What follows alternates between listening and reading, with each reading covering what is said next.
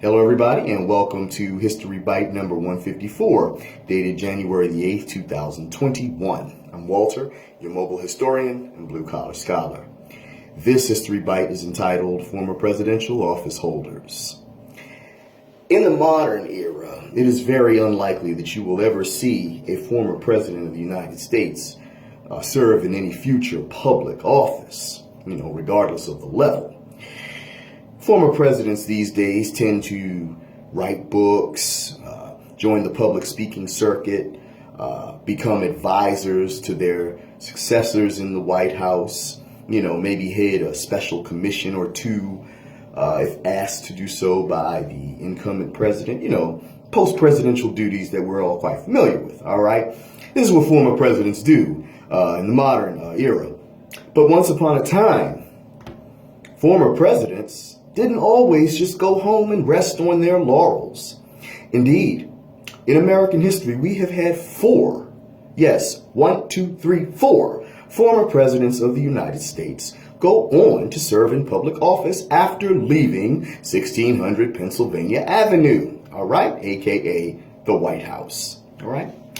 The first of these former presidents to do this was President John Quincy Adams, number 6. After his defeat in the 1828 presidential election by Andrew Jackson, John Quincy Adams, former President Adams, who of course was the son of President John Adams, number 2, realized very quickly that the retired life just simply was not for him. And even though Adams already had a very decorated resume before entering the White House in 1825, he soon was motivated to run for office once more, all right? So in 1830, Adams ran for an open seat in the U.S. House of Representatives in his native state of Massachusetts and continued to be reelected to that congressional seat until his death at the age of 80 in 1848. Okay, John Quincy Adams, of course, served as our 6th president from 1825 to 1829. All right, Adams was a very pronounced and very respected congressman, and arguably his time in Congress was far more successful than his 4 years in the White House. You might also remember him as being a very passionate and unrelenting abolitionist. Indeed, something he learned and certainly held his entire life. Lessons learned from mom and dad, John and Abigail Adams, all right? You might remember him being depicted by the legendary actor Sir Anthony Hopkins in the 1997 movie Amistad, where he served as one of the attorneys for the Africans in that movie and helped to secure their freedom, in arguing for their freedom for several hours before the U.S. Supreme Court. Okay, for the record, that case was known as U.S. versus Amistad. All right, so that's John Quincy Adams, folks. The next president of the United States to go on to serve in any public office after leaving the White House was President number 10, John Tyler. All right, Tyler is best remembered for being the president who set the precedent for presidential succession. When William Henry Harrison died in 1841, Tyler, being vice president, became the first vice president to ascend to the presidency via presidential death, all right? And thus he declared, when there was a lot of ambiguity around this at the time, he declared himself not to be an acting president, but the new president of the United States. So Tyler set that precedent that virtually set the tone for all future presidents who obtained office through deaths and resignations, all right? But when Tyler left office in 1845, all right, he returned back to his plantation, Virginia. As the events leading up to the Civil War soon brewed and got very hot, Tyler, being a Virginian, very influential one at that, served on a peace commission, all right, to try to bring last-minute reconciliation, something that ultimately failed, okay? And he soon found himself siding with the treachery of the Confederacy, all right? Tyler would accept a seat to serve in the Provisional Confederate Congress And in November of 1861, he was elected to a seat in the Confederate House of Representatives from Virginia. All right. So technically, but he died in 1862, January of 62, before he could officially take the seat. But he did serve in the Provisional Confederate Congress. Okay. So Tyler, thus being a former president and taking a seat in the Provisional Confederate Congress, this makes Tyler the only former president of the United States who effectively repudiated the Constitution that he once swore to uphold, and the only president who could legitimately be called a traitor. All right? Tyler served as the 10th president of the United States from 1841 to 1845. So Tyler's brief service in the Provisional Confederate Congress does officially count as service by a former president. So we have to include him in the bunch. All right? So the next president of the United States to hold any public office after leaving the White House, number 3, was President Andrew Johnson, who was the 17th president of the United States, serving from 1865 to 1869. Johnson ascended the presidency after the assassination of President Abraham Lincoln. All right. Johnson was very unpopular throughout his presidency and was the, of course, first American president to be impeached. And he was saved from removal by 1 vote. All right. Johnson, having been dumped, all right, and thus not renominated for election to the presidency in his own right in 1868, Johnson left office in 1869, an unhappy man. But his spirits were soon uplifted when he was elected to the United States Senate from the state of Tennessee by the Tennessee State Legislature in 1874. All right. When he took his oath of office to become a U.S. Senator from Tennessee, all right, March 4th, 1875, Johnson would serve with many of the very same men who 7 years earlier had voted to convict and remove him from office.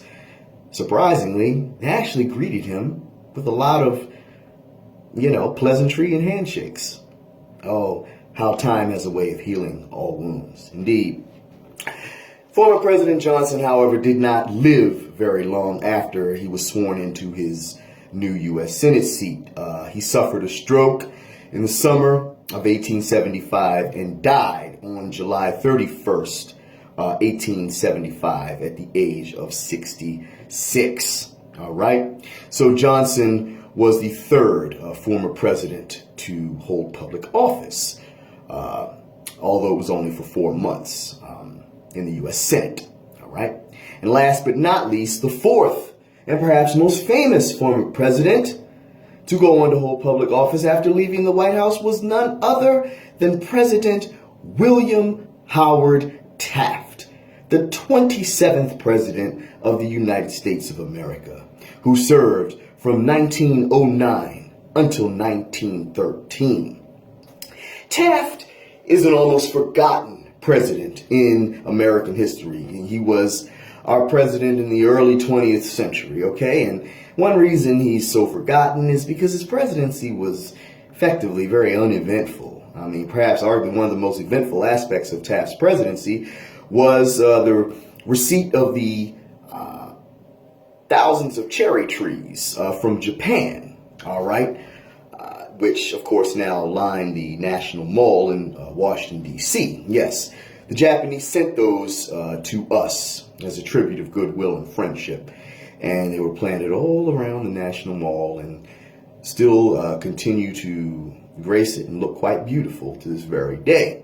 All right? So, when Taft was defeated in his bid for re-election in 1912, he left the presidency with anything but bitterness. In fact, you might be surprised. Taft hated the presidency. Indeed, it was the least enjoyable career he ever had. Taft despised everything about the presidency, and honestly was probably glad he lost to Woodrow Wilson in 1912. So, for virtually Nearly a decade after leaving the White House, Taft did various things, taught, advocated for American entry into the League of Nations and a whole bunch of other things. And when President Warren G. Harding was elected in 1920, Taft, who had always dreamed to serve on the U.S. Supreme Court, was finally afforded his dream when President Warren Harding nominated him to be Chief Justice of the United States, filling the seat of recently deceased Chief Justice Edward D. White, who Taft himself had appointed to the position. All right? Taft became America's 10th Chief Justice in 1921 and went on to serve in that position for the next 9 years until his death in March of 1930, at the age of 72. All right? Taft described his service on the Supreme Court as indeed the fulfillment of a lifelong dream, okay? And even many of his detractors remarked of how, phenomenal a Chief Justice he was, because serving in that role, he was a natural. He flowed. It was what he was made to do. And Taft himself remarked that he hardly ever remembered being president. He called the presidency a place of splendid misery. And that is, why his Supreme Court service is best remembered as well. Taft is the primary reason the U.S. Supreme Court has its own building today, something it did not have while he was Chief Justice. All right? So, but I talked about Taft in another video. Check that out when you get a chance if you haven't already done so. So, those are the 4 former presidents who have gone on to serve in public office after leaving the White House. Let's go down the list once more. Former President John Quincy Adams, number 6. Former President John Tyler, number 10. Former President Andrew Johnson, number 17. And former President William Howard Taft, number 27. Okay? Any questions or controversies? Feel free to leave them down below, and I'll be happy to answer them. Thank you so much for listening to this History Bite. If you have not subscribed to my YouTube channel, please just hit that little red subscribe button and that little bell, and we will be in business. All right? Take care. Stay safe out there, and I'll talk to you at the next bite. Peace.